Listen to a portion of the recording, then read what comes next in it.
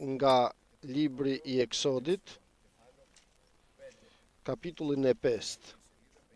Eksodi, kapitulli 5, nga fillimi. Faraoni ashpërson kërkesat për punë ndaj Izraelit. Eksodi, kapitulli 5, nga fillimi. Pas kësaj, Mojsiu dhe Aroni shkuan te Faraoni dhe i thanë: Kështu thot Zoti, Perëndia i Izraelit, lëre popullin tim të shkojë, me qëllim që të kremtoj për mua një festë në shkretir. Por Faraoni u përgjigj: Kush është Zoti që unë duhet t'i bindem zërit të tij dhe ta lë Izraelin të shkojë? Unë nuk e njoh Zotin dhe nuk kam për ta lënë Izraelin të shkojë. Atëherë ata i thanë: Perëndia i hebrejve na doli përballë. Tani na lër të ecim 3 ditë me radhë në shkretir që të bëjmë një flijim për Zotin që është Perëndia ynë, që ai të mos na godas me murtaj ose me shpatë. Mbreti i Egjiptit u tha atyre: Pse vallë Mojsiu dhe Aroni e largojnë popullin nga puna e tij? Kthehuni në mundimet tuaja. Faraoni tha përsëri: Ja tani populli i vendit është i shumët dhe ju doni që ai të ndërpres mundimet e vet. Kështu, po atë ditë Faraoni i urdhëroi shtypësit e popullit dhe kryenidentitetet e tij duke u thënë: Mos i jepni më kasht popullit për të bërë tulla si më parë, le të shkojnë ata vetë të mbledhin kashtën. I detyroi të prodhojnë të njëjtën sasi tullash që bënin më parë, pa asnjë paksim, sepse ata janë përtac dhe për këtë arsye ata bërtasin duke thënë të shkojnë të bëjnë fli për Perëndin tonë. I mbingarkoi me punë të rënd këta njerëz dhe ata ta kryejnë pa u vënë veshin fjalëve mashtruese. Atëherë shtypësit e popullit dhe kryenidentitetet e tij dolën dhe i thanë popullit: Kështu thot Faraoni, unë nuk do t'ju jap më kashtë. Shkoni vetë ta gjeni kashtën ku mund të jetë, sepse puna juaj nuk do të paksohet as pak. Kështu populli u shpërnda në të gjithë vendin e Egjiptit për të mbledhur kallamishte në vend të kashtës. Dhe kontrollorët i nxisnin duke u thënë: Përfundoni punën tuaj çdo ditë si në kohën kur kishit kashtë. Dhe kryepunëtorët e skuadrave të bijve të Izraelit të caktuar mbi ta nga kontrollorët e Faraonit i rrahen dhe i pyeten: Pse nuk e keni përfunduar dje dhe sot si më parë sasinë e caktuar të tullave? Atëherë kryepunëtorët e skuadrave të bijve të Izraelit erdhën për të protestuar te Faraoni duke thënë: Pse sillesh kështu me shërptorët e tu? Nuk u jep më kashtë shërptorëve të tu dhe na thuhet bëni tulla, dhe ja shërptorët e tu i rrahin, për faj është i popullit tënd. Atëherë u përgjigj: Jeni përtac, shumë përtac. Për këtë arsye thoni të bëjmë fli për Zotin. Shkoni pra të punoni. Nuk do t'ju jepet kashtë, por do të dorëzoni po atë sasi tullash. Kryepunëtorët e skuadrave të bijve të Izraelit u bindën se i gjeti halli, sepse u thuhej: Pse e paksoni në asnjë mënyrë numrin e caktuar të tullave për çdo ditë? Pastaj si dolën nga Faraoni takuan Mojsiun dhe Aronin që i prisnin, dhe u thanë: Le t'i hedh sytë Zoti mbi ju dhe le të gjykojë, sepse na keni bërë të urryer në sytë e Faraonit dhe në sytë e shërptorëve të tij, duke vënë në duart e tyre shpatën për të na vrarë. Atëherë Mojsiu u kthye te Zoti dhe i tha: O Perëndi, pse e fute në halle këtë popull? Pse pra më dërgove? Sepse qysh prej ditës që vajta te Faraoni për t'i folur në emrin tënd, ai i ka bërë të keqe këtij populli dhe ti nuk na çlirove as pak nga duart e tij. Amen, fjalës të Zotit. Populli i Izraelit gjendet në Egjipt. Është periudha ku populli i Perëndis është i gjithë populli në Egjipt, sikurse e dim se ky popull u krijua, lindi nga një njeri, nga Abrahami. Perëndia e bëri këtë popull, përgatiti një popull të tij për vete në mënyrë që ta lartësoj, ta lavdëroj dhe ta përgatis gjithmonë në këtë botë dhe në këtë jetë që t'i shërbej Perëndis. Ashtu pra, sikur se populli një moment u gjend në Egjipt për shumë vite në Egjipt, por ekzistonte premtimi i Perëndisë se unë këtë popull do ta kthej, do ta çoj përsëri në vendin e Kananit, në tokën e premtuar, aty ku kam përcaktuar që Perëndia ka përcaktuar kohë dhe vend, ka kohrat e tija të përcaktuara Perëndia për bijtë e tij. Kështu pra, edhe premtimi i Perëndis ishte se unë do ta kthej këtë popull. Por sikur kalon vitet dhe ishin të shumta vitet në Egjipt të popullit të Izraelit, kishte përgatitur Perëndia një njeri, Mojsiun, nëpërmjet të cilit do ta nxirrte popullin nga vendi i Egjiptit. Mojsiu pra, ashtu sikur se lindi dhe ishte urdhër atëherë i faraonit që t'i vrisnin foshnjat meshkuj, foshnjat hebrejet, për me një mrekulli që bëri Perëndia, shpëtoi Mojsiu dhe nuk u vra. Dhe kështu arriti që bija e faraonit ta kishte në shtëpinë ose në pallatin e saj. Dhe u rrit si bir i saj, duke ditur se ishte hebre, por duke u rritur, mësoi, studioi, u rrit në pasuritë e faraonit të Egjiptit dhe kur u bë 40 vjeç, mendoi dhe tha se do të dalë të çliroj popullin tim.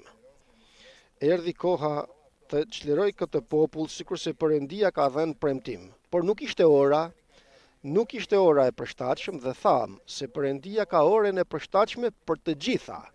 Për këtë arsye mos kesh ankth, por ti të qëndrosh besnik në fjalën e Perëndis dhe Perëndia i ka përgatitur të gjitha në orën e vet, me çdo detaje, me çdo sekond do të thoja, Ashtu pra sikur se Mojsiu doli i përndjekur akoma se mos vallë dhe duke u trembur se mos vallë do ta ndiqnin egjiptasit, u gjend duke ruajtur delet, atje nga pallati ku ishte, nga pasuritë e kësaj bote, u gjend në delet, atje në mal, me delet. Nuk duam në pasuritë e kësaj bote, nuk duam atë që na ofron kjo botë me dëfrimet e saj, por duam të jemi në malin e shenjtë, në malin e Zotit, me delet atje ku ishte, me delet ku janë vëllezërit dhe motrat dhe ne të gjithë jemi delet të Zotit. Aty krijoi Perëndia karakterin e tij dhe e shënderoi Mojsiun. E bëri një më zëmërbutin, sikur se dëshmon vetë Perëndia për te. Por i dhuroi edhe atë vullnet, një vullnet të përulur, në mënyrë që të jetë gati që të bëhet vepra e Perëndis, sepse vepra e Perëndis bëhet nga njerëz besnik dhe të përulur. Dhe kështu vepron Perëndia gjithmonë. Nëse shef në zemrën e një njeriu krenarin, mburrjen, fryrjen dhe gjykim të gjykoj vëllezërit dhe motrat, atëherë s'është gjë për Perëndin që ta bëjë në një anë, të ngrej të tjerë dhe të tjerë. Këtë gjithmonë ta kemi parasysh dhe të themi Zot, ne jemi shërbëtor të tut. Çfarë të thuash ti të bëjmë o Zot? Nuk duam të bëjmë ato që duam ne apo që mendojmë ne dhe as ne nuk jemi të drejtë në fjalë, por ti je o Zot gjithçka. Dhe atëherë do të veproj Zoti. Thot në shkrimin një paragraf të bukur, më kujtua tani, thot se Zoti do të ndërhyjë në Sion kur shërbëtorët e saj të kenë dhëmshuri për dheun e atij vendi. Kur të shoh Zoti pra dhëmshurinë tonë ndaj vëllezërve tonë, ndaj veprës të Perëndis, ndaj Zotit mbi të gjitha, për dashurinë tonë, për ofertën tonë, flijimin tonë, dhembjen tonë, dhe mshurin për vëllezërit ton, atëherë Zoti do të ndërhyjë në Sion, do të ndërhyjë në kishën e tij, të veprojë për të mirë. Erdhi ora pra, jemi këtu në kapitullin e 5 të Eksodit, dhe me udhëzim, dhe do të thoja duke u shtyr nga Perëndia Mojsiu, sikurse e pa veten të pa mundshëm të bëj atë vepër, dhe mirë bëri se pa veten kështu, por Perëndia tham se me të përullurit do të veproj, dhe në këto ditët e fundit akoma më me shumë forcë. E mori Mojsiun, i dha dhe Aronin ta ketë pranë dhe i dha udhëzim që të shkojnë tek Faraoni. Tek Faraoni që u kishte thënë, dini diçka, se Zoti do më thënë ju kishte thënë se do të kundërshtoj Faraoni. Nuk do të jetë kollajt të dilni nga Egjipti. Nuk do t'ju thot, mirë, dilni, mos keni merak. Hajde të shkoni ku të doni. Jo, nuk do të jetë kollajt, do të ketë pengesa, do të ketë kundërshtim Faraoni. Dhe sikurse Mojsiu dhe Aroni vajtën tek Faraoni dhe i thonë, dërgoje popullin, lëre popullin tim të shkojë që të kremtojë në shkretir për mua, ja thojnë pra Faraonit, dhe tek paragrafi 2 thot Faraoni, kush është Zoti që unë duhet t'i bindem zërit të tij dhe ta lë Izraelin të shkojë? Unë nuk e njoh Zotin dhe nuk kam për ta lënë Izraelin të shkojë. Atëherë ata i thanë, Perëndia i hebrejve na doli përballë. Faraoni, ku sot për ne është bota, është princi i kësaj bote, por ai gjithë vullneti i botës, ku mbret i saj është djalli dhe Satani, thot tek Mojsiu, kush është Zoti që unë dohet të dëgjoj zërin e tij? Unë së dëgjoj Zotin, thot Faraoni, dhe as nuk e njoh se kush është. Por populli i Perëndis është një tjetër popull, është i veçuar, i veçantë nga egjiptasit, i veçantë dhe i veçuar nga Faraoni. Është populli që ka marrë vendim që t'i bindet zërit të Zotit, sepse e njofti Zotin. Dhe sikur thot tek paragrafi 3, se Zoti e mblodhi popullin e tij. Na rilindi Krishti, vëllezër dhe motra. Erdhi Krishti dhe na takoi për të parën herë kur na rilindi. E të kujtohet ajo ditë, atë ditë të takoi Perëndia, të takoi Krishti. Ku kishte takim më të mirë nga kjo? Cili takim do të ishte më i miri? Të takohemi me drejtorin në punë, me ministrin apo me kryeministrin? Jo, na ka thirrur Krishti, vëllezër dhe motra, i përjetshëm i Perëndi, dhe na takoi. Dhe dini diçka, do të na takojë çdo ditë, për ditë të na takojë, dhe të vinë të përqafoj, të më përqafoj atje në dhembjen, në pikëllimin, në vetmin tënde, e ndjen përqafimin e Krishtit. Dhe nga që na takoi, vëllezër dhe motra, e njoftëm. Mundësisht tek Isaia, në aty ku flet për kryqëzimin e Krishtit, thot, do të shoh Krishti frytin e dhembjes së shpirtit të tij, dhe do të ngopet shërptori im i drejt, do të shfaqsoje shumë sipas njohurisë të tij, sepse ai do t'i mbaj pallësitë tona. Do më thënë, njohuria e Krishtit vjen nëpërmjet atij që mban pallësitë tona. Për këtë arsye, kur i quam pallësitë tona tek Krishti, atëherë na u hapen syt dhe njoftëm se kush është Perëndia. Perëndia e bëri sepse i lam mëkatet tona atij. Dhe këtë njohuri të thellë se Perëndia është i gjallë, se është i vërtet, se ka jetën e përjetshme gati të na edhuroj, kjo është e mbjell thellë në zemrat tona, kjo lloj njohurie. Është apo humbet ndonjëherë. Këtu tani të kemi kujdes. Kjo shpresë a është në zemrat tona apo humbet?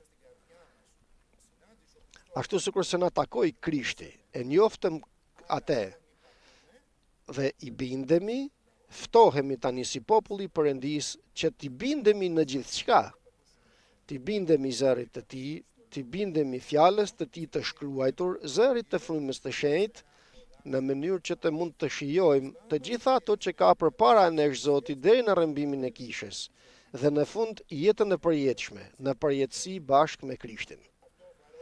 Këtë faraoni nuk e njeh dhe nuk don ta njohë dhe t'i bindet zërit të Perëndis. Tjetër popull është faraoni, tjetër popull janë egjiptasit. Në alert, thot Mojsiu, të shkojmë 3 ditë udhë në shkretir dhe të bëjmë flijim tek Zoti Perëndia jon. Në alert të shkojmë në shkretir, të flijojmë flijim për Perëndin. Flijimet që ofron populli i Perëndis nuk mund të bëhen brenda Egjiptit. Nuk mund të bëhen me elementet e Egjiptit. Kur them për të Egjiptit, flas për elementet e kësaj bote. Nuk mund të ofroj flijim të pëlqyeshëm tek Perëndia populli i Zotit, nëse në zemër të popullit të Perëndis apo në adhurimin e tij të ketë elemente të kësaj bote. Adhurimin ton Perëndia don që ta bëjmë në një vend të shkret, në shkretir, dhe vendi shkretira është këtu vendi ku mblidhemi. Dhe kur populli i Perëndis ofron flijime tek Perëndia në shkretir, atëherë nxjerr Zoti ujëra nga shkretira. Sepse nuk është nevojshme për popullin e Perëndis të ketë botën në të jetë i ngacmuar nga bota, nga elementet e kësaj bote në mënyrë që të mund të sjell flijimin e tij. Por Perëndia don flijim të pastër, të patëmet, që është adhurimi jon logjik, që është zemra jon dhe të gjithë jeta jon, ashtu sikur se kërkon Perëndia, t'ja ofrojmë dhe t'ja japim atij. Dhe sikur se faraoni shef këtë vendim të Mojsiut dhe të popullit që të dalin nga vendi i Egjiptit, çfarë do të bëj? Do të kundërshtojë. Dhe atë ditë, thot faraoni në paragrafin e 6, i urdhëroi shtypësit e popullit dhe kryeentitetet e tij duke u thënë: mos i jepni më kasht popullit, sepse deri atëherë i jepnin kasht egjiptasit, hebrejvet, që të mund të bënin tullat. Sepse tulla përbëhen prej llaçit dhe prej kashtes atëherë. Pra s'do t'u jepni më kasht, por le të dalin vetë ta mbledhin. Ja dëgjoni, sa e paarsyeshme është kjo, Dhe bota është e paarsyeshme sepse princi i kësaj bote është djalli. Por ne nuk do të hymë në këtë padrejtësi, sepse tham është tjetër popull. Ne jemi popull tjetër. Po, por tani çfarë do të bëhet? Tani i than të shkojnë që të mbledhin edhe kashten. Pra i rënduan. E dini se na rëndon kjo botë, vëllezër dhe motra.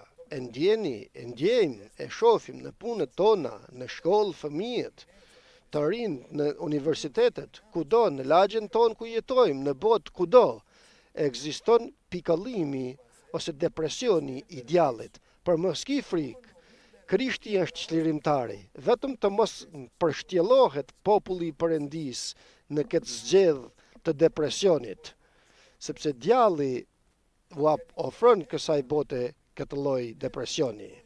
Ne rrezikohemi, dhe ky është mesazhi. Shqetësimet e kësaj bote, peshat dhe barret e kësaj bote të na plakosin dhe zemra jonë të mos jetë gati të ikë dhe të fluturojë kur të dëgjohet boria. Po vjen Zoti, vëllezër dhe motra, po vjen Krishti të takojë popullin e tij. Zemra ime është gati të takojë. Sa të dëgjohet boria e Perëndis, të ngrej duar dhe të them: o Zot, të mbushëm me frymë të shenjtë dhe të gjendem pranë ti në përqafimin e tij. Apo është e rënduar zemra ime nga shqetësimet e kësaj bote, me mendime, me punë këndeja ndej, me gjëra të tilla, dhe është rënduar zemra dhe nuk mund të fluturojë. Nuk mund të ngrihet as 1 metër nga toka zemra. Kemi nevojë, vëllezër dhe motra, të na ndihmojë Perëndia. Dhe dini diçka, na ka dhënë Zoti ndihmën, na ka dhënë frymën e shenjtë.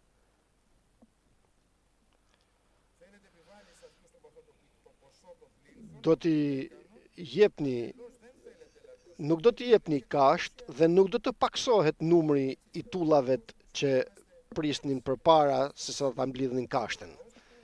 Kështu është, pra, ne jemi një popull tjetër, ne na thojnë të tjerët se ato bëjnë gjëra të habitshme, lavderojnë Perëndin, shkojnë në kish 4-5 herë në javë, lavderojnë Perëndin, i dëgjojmë kur luten, i dëgjojmë kur këndojnë himnet. Çfarë janë? Ne nuk jemi kështu. Kështu thot bota për ne. Pra jeni përtac, na thojnë. Le t'i vëmë, pra t'i mbingarkojmë me punë më të rënda dhe të mos mund të flasin fjalë të kota, që të shkojnë të adhurojnë Zotin. Për djallin dhe për demonet, sigurisht, dhe për vullnetin e botës, fjalët e Perëndis janë të kota. Kurse për ne çfarë janë? Janë fjalë që japin jetë. Aleluja. Dhe duhet tani që ky vullnet i kësaj botet, djalli, të na rëndoi që të mos i japim kujdes fjalëve të jetës, të cilat i kemi të domosdoshme që të jetojmë, të cilat i kemi të domosdoshme të përparojmë, sepse udha jonë nuk është e pastër, nuk është me dritë, dhe drita është fjala e Perëndis. Kandil në shtegun tim është fjala jote. Kemi nevojë pra për fjalën e Perëndis. Dhe kur të mbushet zemra ime me gur më të mëdhenj akoma, me gjëra që janë nga kjo botë, si do të vi fara e Perëndis dhe të jape fryt. Por kemi nevojë që të pastrojmë zemrat tona, të hikin ato gur. Nga njëherë nuk është vetëm gjërat e mëdhaja, por janë edhe gurët e vegjël, ku mund të bjerë fara mbi ta dhe të mos jape fryt. Kemi nevojë që toka jonë, pra që është zemra jonë, të pastrohet nga fryma e shenjtë dhe nga fjala e Perëndis. Të pastrojë Perëndia, ta lëm që t'i heqë të gjithë gurët, të heqë gjitha ferrat dhe të mbetet një tokë e butë që ta ketë punuar fryma e shenjtë dhe ta ketë përgatitur që të bjerë fjala e Perëndis, në të fara e Perëndis dhe të jape fryt, dhe të jape jetë dhe të shëndëroj vetën time. Kemi nevojë që të shëndërohemi. Nuk dua të jem ai që isha dje dhe pardje. Nuk dua të jem një i krishter i rënduar, shkoj, vi dhe kam ngarkesa, kam pesha në zemrën time. Dua t'i marrë Krishti peshat. Dua t'i mbështes në kryqin e Golgotës ngarkesat e mia, derisa thot, ejani tek unë, sillni peshat tuaja. Futemi në shqetësimet dhe i lëm shqetësimet të kësaj jete të na mbushet. Mbyllet gota jon dhe nuk e lëm të hapur që të këndoj imne tek Zoti. Sot do t'i këndojmë Zotit sot, do të lavderojmë, do ta imnojmë. Kështu nuk është, vëllezër dhe motra. Djalli nuk don që të imnojmë, don që të jemi të vërejtur me kokë poshtë. Shporu prej nesh o djallë, ne do t'i këndojmë imne Zotit ton, atij që na çliroi dhe do të na çlirojë përsëri. Dolën pra shtypësit e popullit, fishkëlluan përgjegjësit e skuadrave që i kishin vënë hebrejt, mbi hebrejt do më thënë, dhe bit e Izraelit e pan të arsyeshme se po të shkojnë tek faraoni të ankohen, do t'i vinë keq faraonit, do t'i vinë keq djallit.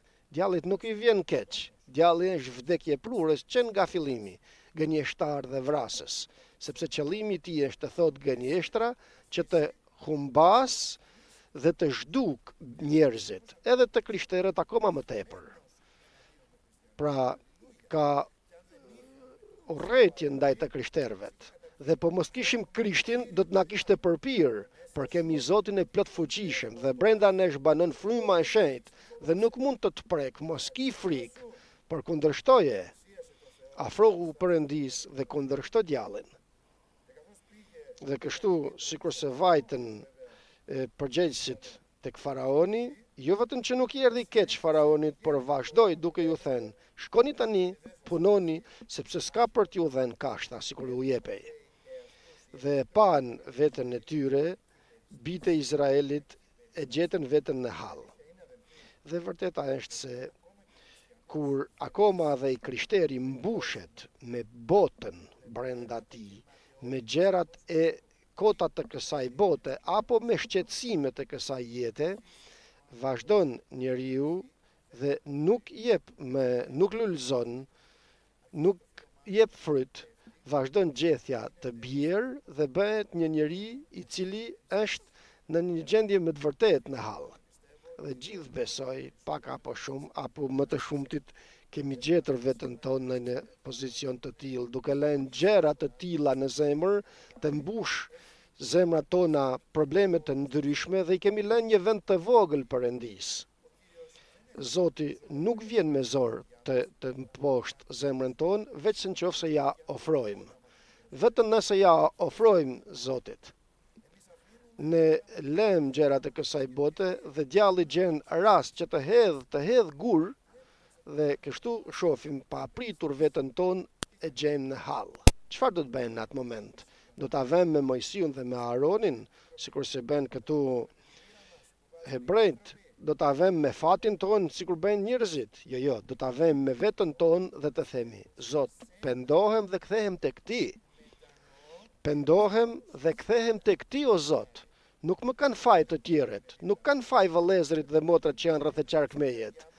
Dhe kur hyn gur në zemrën tonë është kur na ka faj njëri, na ka faj tjetri, por kur të them se un kam faj, o Zot, un kam faj për gurët që kam në zemër. Eja Zot dhe pastroje zemrën time, shkuli nga rrënjët ferrat që kam brenda, merre zemrën time të ta jap të gjithën tek ti, o Zot. Ta pastrosh, ta përgatitesh në mënyrë që të bie përsëri në përqafimin tënd. Amen.